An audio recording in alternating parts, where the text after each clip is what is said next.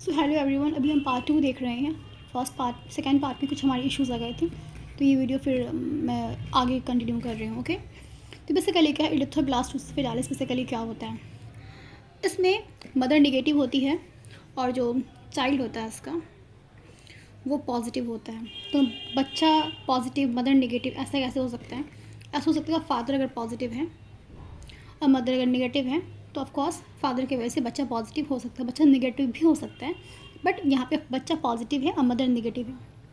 Okay, तो बच्चा क्या है, इसकी पॉजिटिव ब्लड ग्रुप, मदर क्या है, सी है निगेटिव ब्लड ग्रुप है। इससे प्रॉब्लम एक आ सकती है सेकेंड प्रेगनेंसी। फर्स्ट प्रेगनेंसी बिल्कुल नॉर्मल रहेगी। कैसे नॉर्मल रहेगी और प्रॉब्लम कैसे आएगी, उस चीज़ को पहले हम बेसिक बात जान लेते हैं। तो होता क्या है, मदर की बॉडी में से अम्बिलिकल कॉर्ड ऐसे अटैच होती है बच्चे की बॉडी में, और यहाँ पे क्या, ये प्लासेंटा होता है। तो प्लासेंटा के थ्रू जो होती है, यहाँ पे मदर का जो न्यूट्रिशन जो होती है ये बच्चे के अंदर आ पाती है।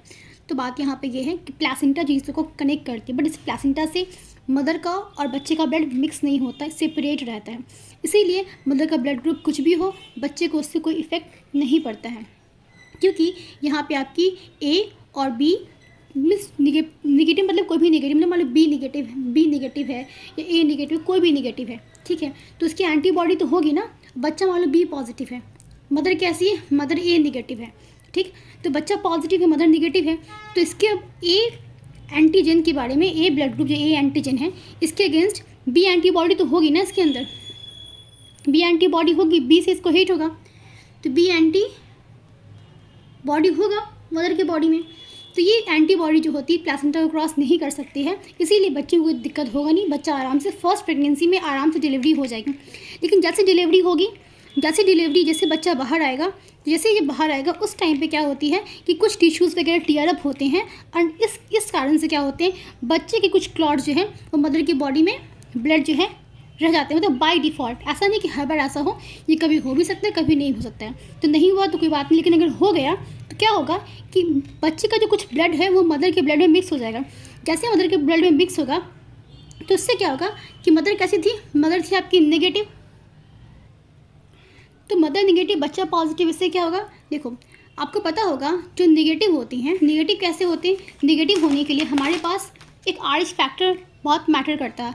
अगर आपके पास RH फैक्टर है तो क्या होंगे, आप पॉजिटिव होंगे, नहीं है तो निगेटिव होंगे। आपको पता है हर चीज़ की एंटीबॉडी होती है, तो अगर आप RH फैक्टर हैं तो एंटीबॉडी आप निगेटिव का तो नहीं रखोगे, पर अगर आप निगेटिव हैं तो आप RH के नाम का क्या रखोगे, एंटीबॉडी ज़रूर रखोगे, ठीक है। तो RH के नाम के एंटीबॉडी रखते हो, बिल्कुल भी नहीं। आप RH के नाम की एंटीबॉडी नहीं रखते हो तब तक जब तक आपकी बॉडी में कोई पॉजिटिव इंटर ना कर जाए। जब आपकी बॉडी में कोई पॉजिटिव ब्लड इंटर करेगा तब आप RH एंटीबॉडी को प्रिपेयर करोगे, अदरवाइज़ आपकी बॉडी में कभी भी RH फैक्टर नहीं रहेंगे। इसी वजह से फर्स्ट वाले बच्चे को कोई दिक्कत नहीं हुई, क्योंकि मदर की बॉडी में आज तक कहीं पॉजिटिव गया ही नहीं था, इसीलिए पहली प्रेगनेंसी में कोई भी दिक्कत नहीं हुई। लेकिन जैसी डिलीवरी होगी, पार्चुरेशन होगी, इस टाइम पे यहाँ पे कुछ ब्लड क्लॉट्स मदर्स के बॉडी में स्टे कर जाएंगे, रह जाएंगे वाइल टीयर अप, और उस टाइम पे ये जो कुछ पॉजिटिव ब्लड है ये मदर के नेगेटिव ब्लड से मिक्स होंगे, और उस टाइम पे मदर के बॉडी में फर्स्ट टाइम पे पॉजिटिव का एक्सपोजर होगा। उस टाइम पे ये आपकी ये RH, इस टाइम पे RH एंटीबॉडी बन जाएगी। तो फर्स्ट वाली कोई दिक्कत हुआ नहीं, वैसे भी चाइल्ड बाहर आ चुकी, कोई दिक्कत की बात नहीं है। बट नेक्स्ट टाइम पे मान लो मदर को सेकंड प्रेगनेंसी हुई, और इस टाइम अगेन बच्चा पॉजिटिव है और मदर नेगेटिव है, तो इस टाइम ये होगा कि इस टाइम पे आपको पता होना चाहिए कि जो RH फैक्टर होता है, जो RH फैक्टर होती है, यहाँ पे इसकी एंटीबॉडी जो होती है ये बहुत छोटी होती है, ये प्लासेंटा को आराम से क्रॉस कर सकता है। लेकिन आपकी जो A और B एंटीबॉडी होती है ये काफ़ी थिक होती है, प्लासेंटा को क्रॉस नहीं कर सकता है। तो अगर मदर की बॉडी ने एंटीबॉडी अगर बना ली है तो फिर ये RH फैक्टर आराम से, RH नाम की जो, तो आराम से ये प्लासेंटा को क्रॉस कर जाएगा और ये बच्चे के RBC पे आएगा एंटीबॉडी, और बेसिकली बच्चे के RBC को डिस्ट्रॉय कर देगा। जैसे बच्चे के RBC को डिस्ट्रॉय कर देगा, बच्चे को हो जाएगा अनीमिया। तो बच्चे के RBC को टूटने को क्या बोलेंगे, इरिथ्रोब्लास्टोसिस फिटालिस, जिससे बच्चे को जॉन्डिस हो सकती है। बिकॉज पता है जॉन्डिस में भी RBC टूटते हैं, क्या निकलता है, बिलीवर्डिंग, और इसके वजह से क्या होता है, इसके वजह से आपकी बॉडी में येलो पिगमेंट जो होते हैं वो जमा हो जाते हैं, इसलिए आपके स्किन, आपकी आइज़ पाम सब येलो नज़र आती है। अंडरस्टैंड। तो बेसिकली बच्चे को अनीमिया और जॉन्डिस हो सकती है अगर और ज़्यादा केसेस में बच्चे की डेथ भी हो सकती है। तो इससे बचने का कोई ट्रीटमेंट तो होगा। तो इसका ट्रीटमेंट ये है कि जैसे बच्चे की फर्स्ट डिलीवरी हो, जैसे पहले बच्चे की डिलीवरी हो, उस टाइम पे मदर की बॉडी में एक प्रीपेड RH एंटीबॉडी डाल दिया जाए। इससे क्या होगा? इससे ये होगा कि मदर की इम्यून सिस्टम एक्टिवेट हो एंटीबॉडी बनाने के लिए। उससे पहले ही आप प्रीपेड एंटीबॉडी डाल दोगे तो मदर की बॉडी में थोड़ा सा ब्लड गया है ना, ये एंटीबॉडी आएगा, इसको मार के ख़त्म कर देगा और ये न्यूट्रलाइज कर देगा। इससे मदर की पूरी इम्यून सिस्टम एक्टिवेट नहीं होगी, तो मदर की पूरे ब्लड में निगेटिव ब्लड नहीं जाएगा। मतलब पूरे ब्लड मिल करके एंटीबॉडी प्रिपेयर नहीं करेगी। और इससे क्या होगा? इससे इसकी जितनी भी कंसीव करे, इससे कोई भी इश्यूज़ नहीं आएंगी। मतलब कि अगर बच्चा पॉजिटिव है तो कोई भी दिक्कत नहीं होगा नेक्स्ट टाइम पे भी। Got it? ये था आपका इरिथ्रोब्लास्टोसिस फेटालिस। बेटा अब देखते हैं blood vessels. Let's see blood vessels. और इसके बाद हम देखेंगे लिम्फ, जो बहुत बच्चों को डाउट भी होता है। ब्लड वेसल्स 3 तरह के होते हैं, आर्टरी, वेन और कैपिलरी। इन दोनों का बेसिक डिफरेंस देखेंगे। आर्टरी कैसी होती है? थिक सी होती है। ये आर्टरी जैसे किसी ऑर्गन के पास जाती है तो ऑर्गन बोलता है तुम बहुत मोटे हो, तुम्हें अलाउ नहीं करेंगे हम। तो बेचारे आर्टरी को पतले कैपिलरीज में टूटना पड़ जाता है। ठीक, टूटने के बाद ये कैपिलरी कहाँ होते हैं बेटा? ये ऑर्गन्स के अंदर होते हैं। ठीक, तो ये कैपिलरीज में टूट गया। कैपिलरीज में टूटने के बाद अब ये फाइनली कैपिलरी फिर ज्वाइन कर जाती है और क्या बन जाती है? ये आपकी मोटी सी वेन बन जाती है। ठीक है, तो आर्टरी ब्रेक डाउन होता है कैपिलरी में, कैपिलरी ज्वाइंस करती फिर वेन बन जाती है। अब आर्टरी की स्पेशलिटी क्या होती है? आर्टरी की बेटा वॉल जो होती है थिकेंड होती है। मतलब मान लो ये कोई आर्टरी है, सपोज ये कोई आर्टरी है, तो इसकी वॉल कैसी है बेटा? इसकी वॉल कैसी है? थिक वॉल है। तो आर्टरी की वॉल कैसी होती है? थिक वॉल होती है। और लिमन बोलते हैं बेटा उसकी खाली एरिया से। आपने कोई भी ट्यूब लिया है, उस ट्यूब में बिल्कुल ऐसा जहाँ से आप बिल्कुल देख सकते हो, जैसे यहाँ पे एक हॉलो एरिया है, तो इसकी जो आर पार देख रहे हो, इसका स्पेस है, दैट स्पेस कॉल्ड द लिमन। क्या बोलेंगे इसे हम? लिमन। तो इसके स्पेस को क्या बोलेंगे बेटा? लिमन कहेंगे। ये वॉल कैसी है? थिक। तो आर्टरी की जो वॉल होती है वो कैसी? थिक होती है। और लिमन कैसा होता है बेटा? नैरो, मतलब कि पतला होता है। When opposite. वेन की वॉल कैसी होती है? इसकी वॉल जो होती है इसके कंपैरिजन में थिनर होती है। मतलब इसके कंपैरिजन में थिन होती है। और इसकी लिमन कैसी होती है? ऑफ कोर्स अगर ये ब्रॉड है तो लिमन कैसी होगी? इसकी लिमन इसकी कैसी होती है बेटा? ब्रॉड होती है। ठीक, और ये क्या है? कैपिलरी बना होता है single layer of squamous cell से। तो कैपिलरी आपके single layer of squamous cell से बनी होती है। तो ऑफ कोर्स ये बहुत ज़्यादा, इसकी वॉल बहुत सबसे थिन होती है। एंड इसकी जो लिमन जो होती है वो भी काफ़ी कम होती है। तो सिंगल लेयर ऑफ सेल से बनी होती है। तो इसकी सबसे थिनेस्ट कौन होती है? सबसे थिनेस्ट आपकी कैपिलरी होती है। और सबसे ज़्यादा नैरो लिमन किसकी होती है? कैपिलरी की। अच्छा, क्योंकि ये वॉल बहुत थिक होता है इसीलिए यहाँ पे किसी वॉल्व की ज़रूरत नहीं पड़ती है। तो आर्टरी में नो वॉल्व, इसमें कोई भी वॉल्व नहीं होता है।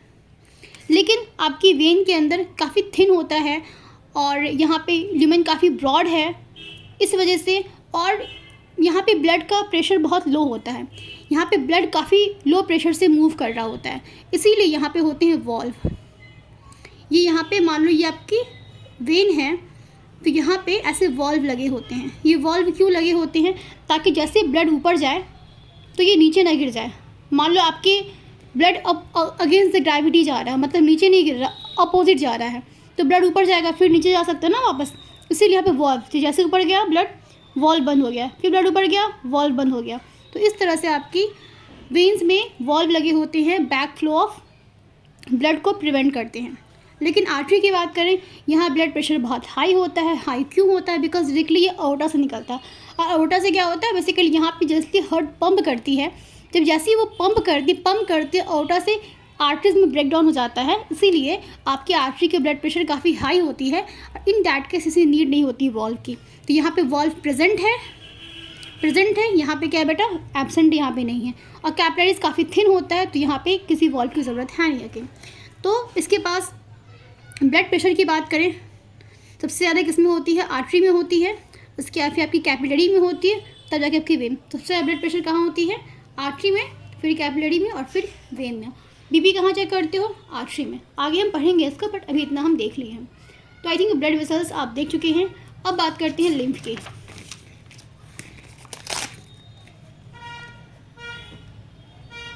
अब लिम्फ क्या होता है इसमें देख लेते हैं।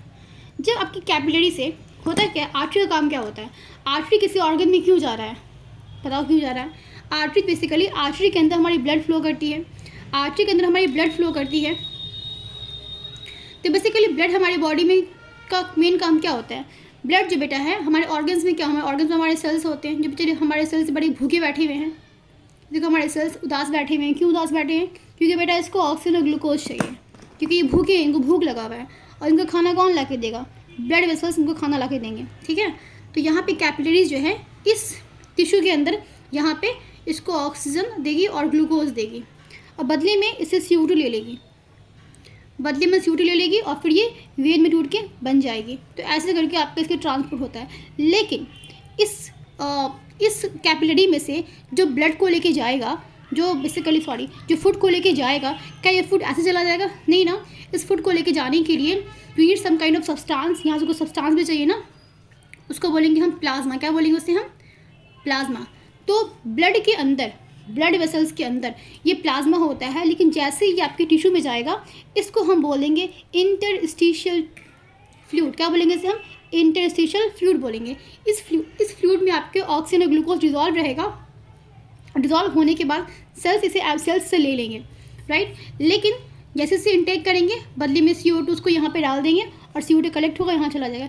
लेकिन यहाँ से जो फ्लूइड्स बाहर निकलते हैं, मान लो ये फ्लूइड यहाँ पे आया, ये जो फ्लूइड्स बाहर निकलते हैं, तो फ्लूइड जैसे अंदर आता है बाहर निकलता है, ये बाहर निकलते फिर फ्लूइड वापस भी जाते हैं। मतलब यहाँ से आपके प्लाज्मा निकला, जिसको बोलेंगे इंटरस्टिशियल फ्लूइड कहेंगे। फिर यहाँ से इसने ऑक्सीजन ग्लूकोज दे दिया यहाँ पे, फिर यहाँ पे CO2 कलेक्ट किया, फिर ये अंदर वापस चला गया। जैसे अंदर वापस गया तो यहाँ पे ये पूरा वापस नहीं जाता, CO2 पूरा जाएगा लेकिन फ्लूइड पूरा वापस नहीं जाता। अगर यहाँ से 70, अगर यहाँ पे अगर मान लेते हैं यहाँ से कुछ अमाउंट ऑफ ब्लड, कुछ अमाउंट ऑफ प्लाज्मा यहाँ से निकला है बाहर, तो ये पूरा वापस नहीं जाएगा। इसमें से सिर्फ 70% ही वापस जाता है। 30% जो है बेटा वो यहाँ पे आपके रह जाता है। ठीक है, 30% यहाँ पे रह जाता है, और ये 30% जो जिसको कोई नहीं घर वापस लेके जाता है, बेचारा यहाँ परेशान हो जाता है और फाइनली कैपिलरी में घुस जाता है, उसको बोलते हैं लिम्फ वेसल्स। क्या बोलेंगे उसे हम? लिम्फ वेसल्स बोलेंगे। तो यहाँ पे जो 30% प्लाज्मा जो कभी इंटरस्टिशियल फ्लूइड है उसे कोई नहीं पूछ रहा, उसे कोई लेकर नहीं आ रहा घर वापस, तो ये अलग से एक वेसल्स में चला जाएगा, उसका नाम होगा लिम्फ वेसल्स। और इस फ्लूइड को अब बोलेंगे हम लिम्फ। क्यों?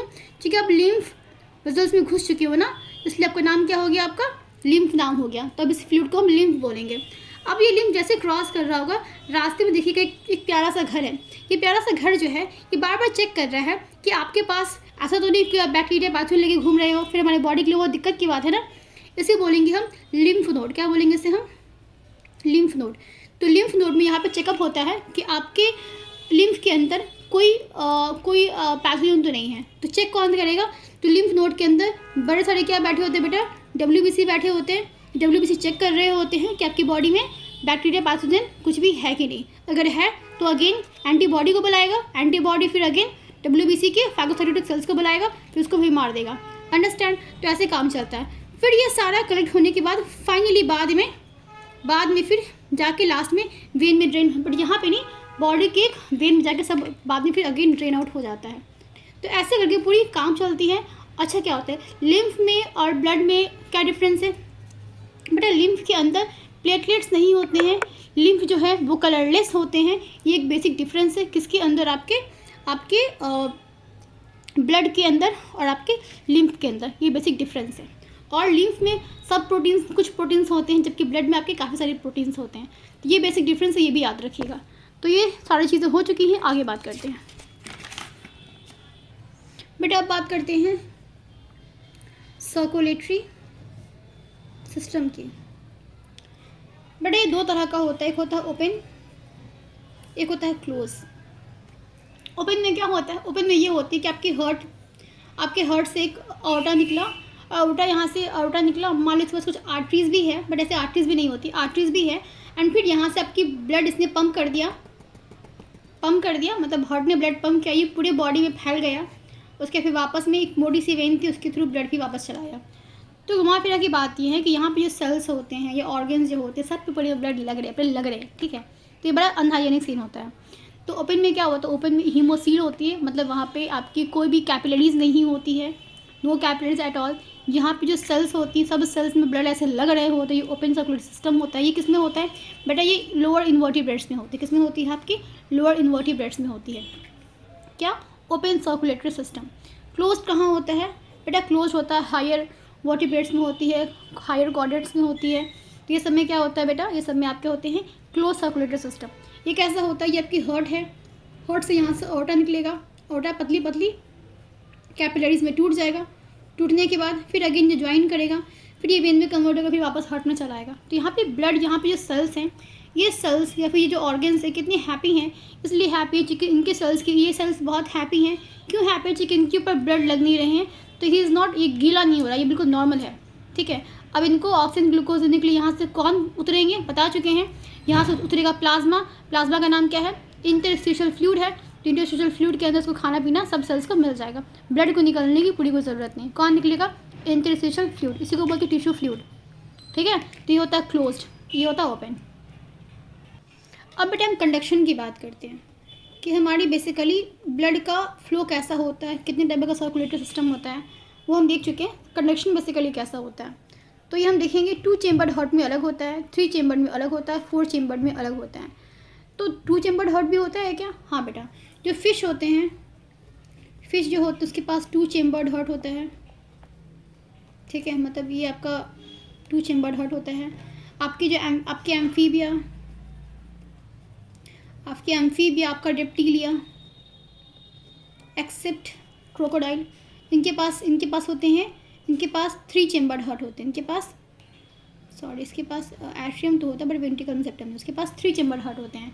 और लास्ट में होते हैं आपके मैमल्स और बर्ड्स, आपके बर्ड्स और मैमल्स, इनके पास जो होते हैं, इनके पास प्रॉपर 4 चेम्बर्ड हार्ट होते हैं, ठीक। तो ये आपकी कुछ कंडक्शन सिस्टम ऑफ इसमें थे। अब कंडक्शन हुआ कैसे, पहले हम फिश की बात कर लेते हैं, जिसको बोलेंगे हम डबल सर्कुलेशन। इसमें कैसी होती है, इसमें होती है आपकी इसमें होती है सिंगल सर्कुलेशन। क्या होती है, सिंगल सर्कुलेशन। यहाँ पे होगा इनकम्प्लीट डबल सर्कुलेशन। यहाँ पे होगा बेटा कंप्लीट डबल सर्कुलेशन, ठीक। अब यहाँ पे सिंगल कैसे होगा, ये मान लो एक फिश है, ये एक आपका, ये क्या आपका फिश है, शी इज़ वेरी हैप्पी, ठीक है, ये आपकी फ़िश है। इस फिश के पास यहाँ पे पूरी बॉडी ने इसके पास गिल्स है। तो आपकी हार्ट ने क्या किया, इसके 2 चेम्बर हार्ट ने ऐसे पूरी बॉडी से डीऑक्सीजनेटेड ब्लड को कलेक्ट किया और हार्ट ने पंप किया। जैसे पंप किया तो सारे ब्लड गए गिल्स के पास गए, बिकॉज ऑफकोर्स इसके पास लंग्स नहीं गिल्स होते हैं। गिल्स के पास गए, गिल्स ने क्या किया, गिल्स ने यहाँ ऑक्सीजन मिला दिया और ऑक्सीजन मिलाने के बाद अब ये हार्ट के पास वापस नहीं जाएगा, बोलेगा who the hell you are, मैं बस मैं क्यों आऊँ, ऐसे बोलते हैं, ऐसे बदतमीजी करता है इसके साथ, ठीक है। तो ऐसे बाहर निकलेगा और ये पूरे बॉडी को ऐसे कैपिलरी भी टूट जाएगा, ठीक है, और ऐसे पूरे में इसको ऑक्सीजन पूरी बॉडी को तो गिल्स पूरी बॉडी को ऑक्सीजनेटेड ब्लड दे देता है, ये हार्ट के पास वापस नहीं आता। इसको बोलते हैं सिंगल सर्कुलेशन। क्या बोलते हैं इसे हम, सिंगल सर्कुलेशन। तो आपके यहाँ पे हार्ट ने, मतलब कि फ़िश के हार्ट ने, जो कि साइनस हार्ट बोलते हैं क्योंकि इसमें ऑक्सीजन कभी आता ही नहीं, ऑक्सीजनेटेड ब्लड कभी आता ही नहीं इसी वजह से। तो यहाँ पे इसने पूरी बॉडी का डीऑक्सीजनेटेड ब्लड लिया, मतलब CO2 रिच ब्लड लिया, फिर इसको पंप किया, गिल्स के पास भेजा, गिल्स में ब्लड ऑक्सीडाइज हो गया, यहाँ पे CO2 इसने बाहर निकल गया, O2 इसके अंदर आ गया, ब्लड ऑक्सीडाइज हो गया। उसके बाद फिर इसने पूरे बॉडी को ब्लड ऐसे फैला दिया, दे दिया, ठीक। तो ये काम हो गया सिंगल सर्कुलेशन। डबल की बात करते हैं, उसी में फिर इनकम्प्लीट देख लेंगे। पहले अब हार्ट में देखिए काम कैसे होता है। ये आपका एट्रियम है, ये वेंट्रिकल है, ये दूसरा एट्रियम है, ये दूसरा वेंट्रिकल है, ठीक। अभी ये आपका राइट है, ये आपका राइट है, ये आपका लेफ़्ट है, राइट और लेफ़्ट। ये क्या है बेटा, ये एट्रियम है आपकी, this is the atrium, right atrium. ये क्या है, left ventricle. Again this is the left atrium और लेफ्ट वेंट्रिकल। तो राइट एट्रियम जो होती है पूरी बॉडी से, ये नीचे में आपके ऑर्गन है, ये नीचे में आपके ऑर्गन है, ऐसे लड़कों के बटरफ्लाई बनाए, बट बटरफ्लाई नहीं बेटा, हार्ट का बड़ा बढ़िया समझ में डायग्राम है, ठीक है। नीचे आपके ऑर्गन है, इस ऑर्गन से आपकी कैपिलरी ने CO2 रिच ब्लड कलेक्ट किया, जैसे यहाँ पे सेल्स ने ऑक्सीजन ग्लूकोज यूज़ किया था ना, और वो CO2 यहाँ डाल दिए थे कैपिलरी के अंदर, ये वही है, ठीक है।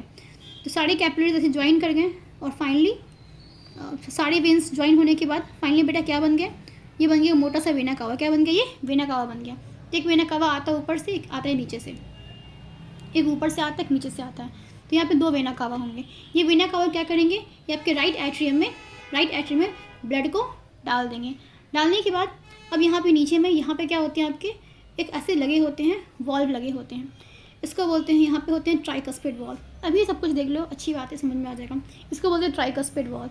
तो यहाँ पे ये ब्लड पूरे बॉडी से कलेक्ट हुआ, वेन से, सारा वेन ज्वाइन कर गया वेना कावा के पास। मान लो बहुत सारे नालियाँ हैं सड़क पे, सब नालियाँ ज्वाइन हो गई बड़े से गटर से। वो गटर क्या है, वो गटर जाके एंट्री कर रहा है राइट एट्रियम में। तो that gutter is called vena cava here. Okay, तो वेना कावा में ब्लड चला जाएगा। जाने के बाद अब यहाँ पे ये ब्लड धक्का देगा, इसको प्रेशर देगा, किसको, यहाँ पे वॉल्व लगे हैं, नाम क्या है, ट्राइकस्पिड वॉल्व। धक्का देगा, डालने के बाद फिर यहाँ पे पूरे में एट्रियम में ब्लड चला आएगा, वेंट्रिकल में ब्लड चलाएगा। वेंट्रिकल में ब्लड आने के बाद अब यहाँ पे क्या लगे होते हैं, यहाँ पे